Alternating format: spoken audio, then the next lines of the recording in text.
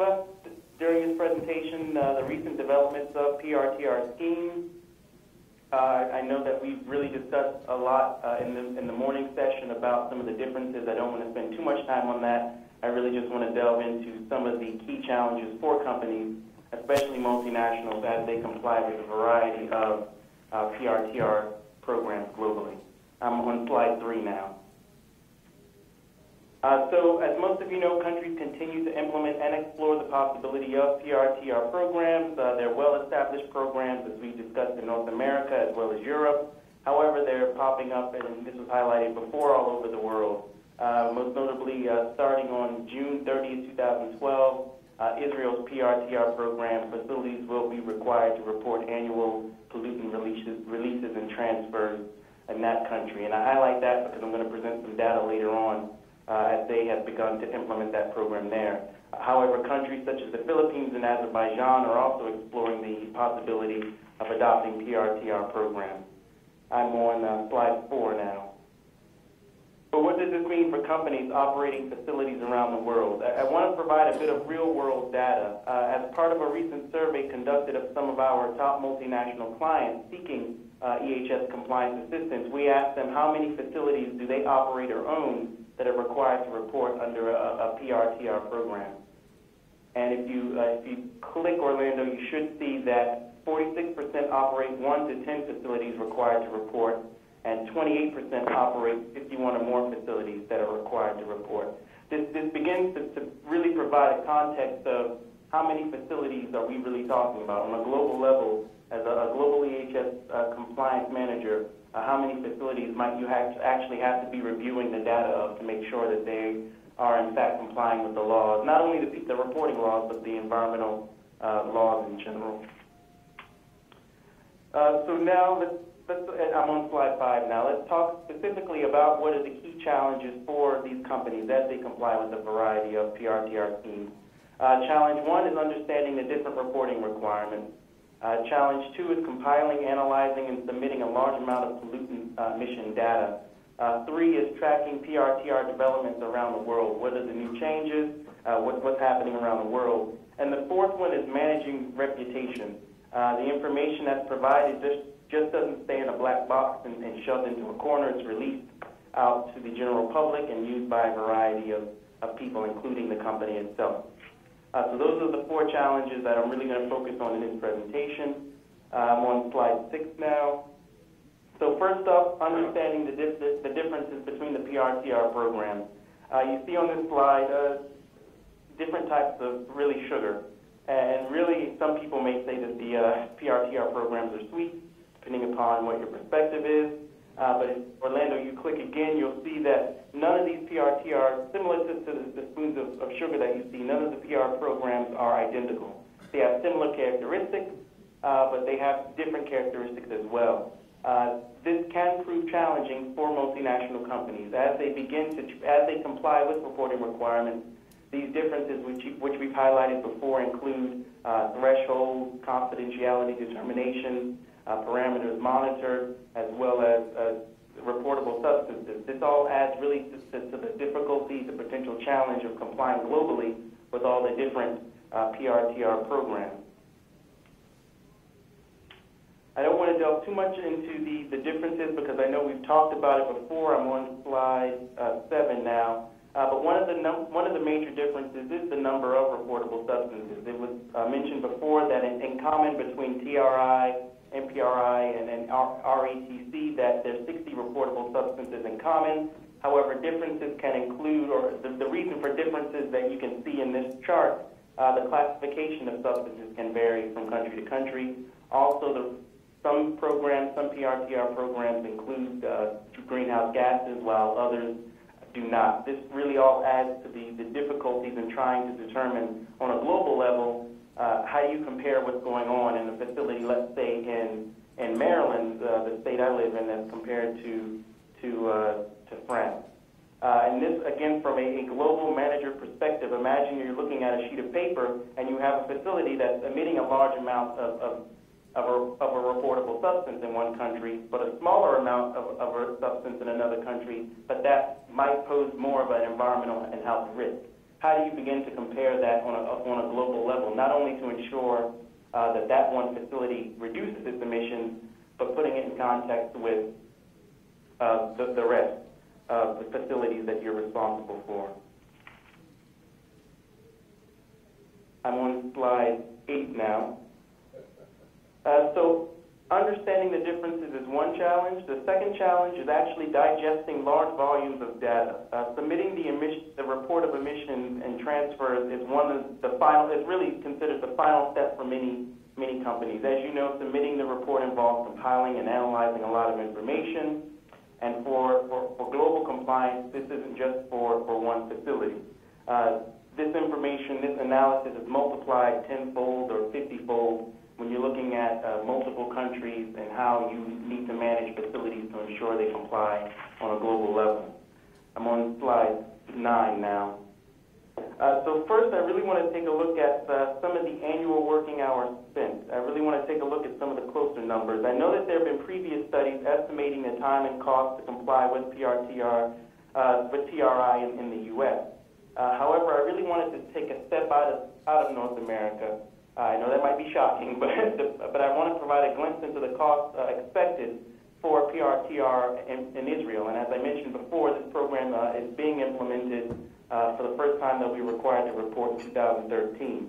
This data is based on a summary of the pilot to implement the PRTR program in Israel that was released in 2011. This program was similar to the EU, but incorporates some EPA methodology and calculation methods. So if you can imagine, it's a mixture of not only TRI, but also the EU PRTR. This study involved 9 industrial facilities from different sectors on a voluntary basis. And these facilities included energy, chemical industry, food and beverage, and wastewater treatment plants. Now, as part of this pilot, companies estimated the working hours, which you see there. You see the lowest estimated annual working hours and the highest. The highest really came from one of the largest chemical facilities operating in Israel. And what I wanted to do here in Orlando, you can click about 3 times. What I wanted to do was compare that highest level, that annual cost for one facility, for the U.S., for Mexico, and Canada. That U.S. cost is really based on the minimum wage in Maryland. And let's say you have a facility in Jalisco, that's the Mexican estimated cost, and then Ontario, that's the estimated cost that I have from Canada. So again, I really want to provide a bit of context about the annual working hours estimated for one facility required to report under the Israel PRTR program. So how do companies begin to efficiently gather this data? We've looked at the hours. I'm on slide 10 now. How do they efficiently gather information? This is more data from the survey that we conducted. 44% of the companies use corporate software systems that analyze and gather the PRTR data. Specifically, they've also begun to use a variety of computer software programs to compile emissions data, including Entropy, SAP, and also systems developed internally.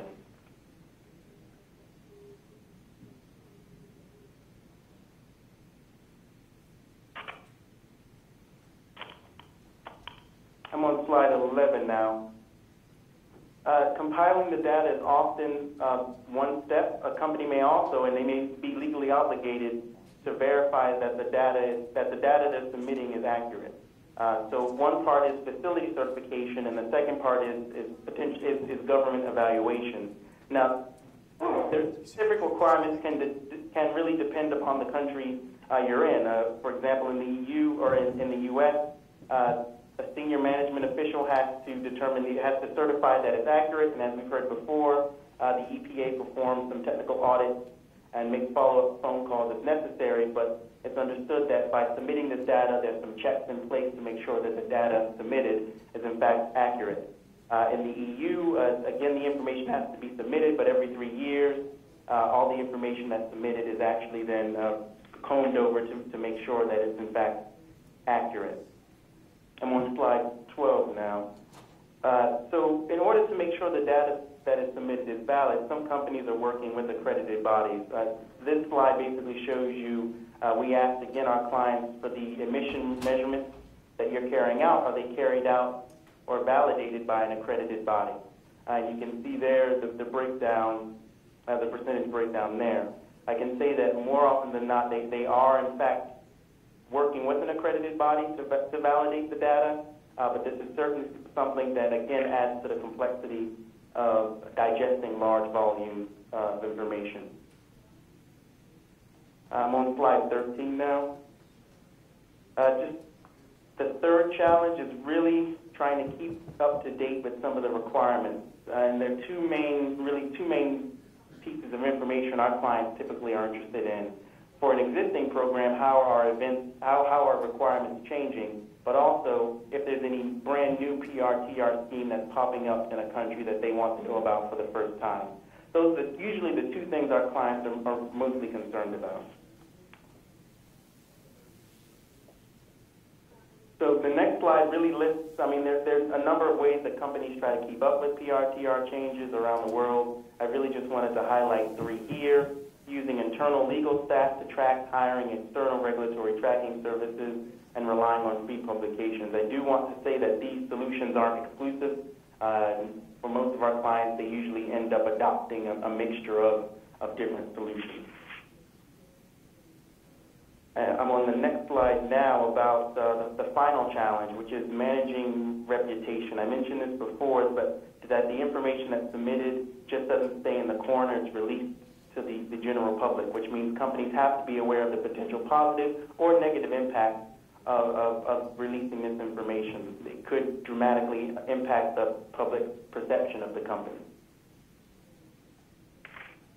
So on the next slide, slide 16, I really wanted to try to show the process by which the data is submitted and then released to the public. If we read this slide left to right, you see that the data is analyzed, it goes into a report, and then that report is really released. The information contained in that report is released in a variety of ways to the general public. Some countries offer maps and charts, others offer an interactive HTML report, while others provide an Excel spreadsheet. And all of this information, again, it's available to the public for further analysis by any interested party, whether that be the corporation or a general member of the public.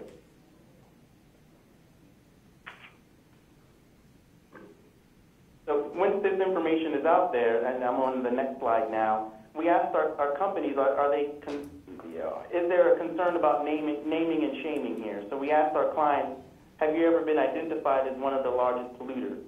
And you can see here the percentage of those that have been identified as the largest polluter in a region, in an industry, or in a water basin. This is important, and I want to tie this in because it's not just the fact that the information is out there. If we go to the next slide, we also ask our clients, as a result of the release of this information, have you ever experienced problems obtaining a permit? It's the public perception combined with potentially impacting your ability to obtain a permit for any reason. If you're identified as a major polluter, you could have some problems obtaining permits in the future. 13% of our clients, some might consider that number low, but 13% is a pretty significant number for people who have had problems obtaining permits as a result of the emissions that they've reported. So the next step, and this is the next slide, we asked our clients, because this information, as I've stated before, and as everyone knows, is released to the general public, but what are companies doing to be proactive? It's been discussed that they do use this information to try to identify how, facilities where they need to decrease emissions, but also they also have a proactive, how many of them proactively communicate about their emissions to their stakeholders, to their shareholders.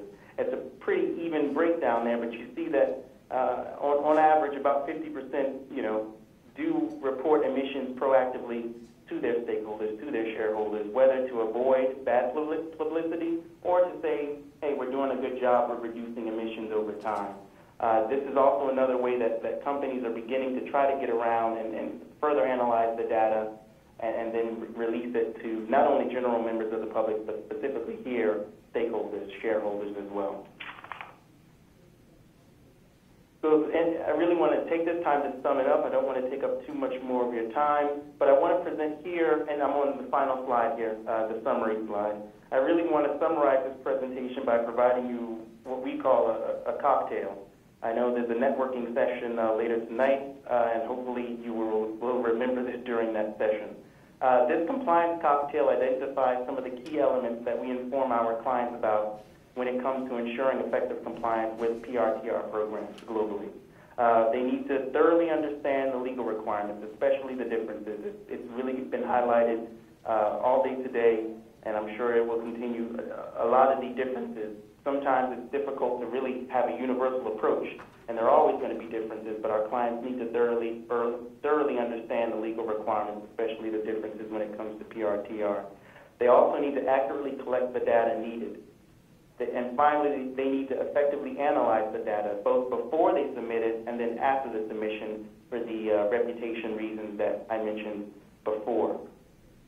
This is generally what we advise our clients. It's a complex issue, especially as PRTR programs continue to pop up all over the world with all their differences, and we try to have this standard approach when trying to advise our clients on here's the step-by-step process you need to effectively ensure compliance with PRTR programs.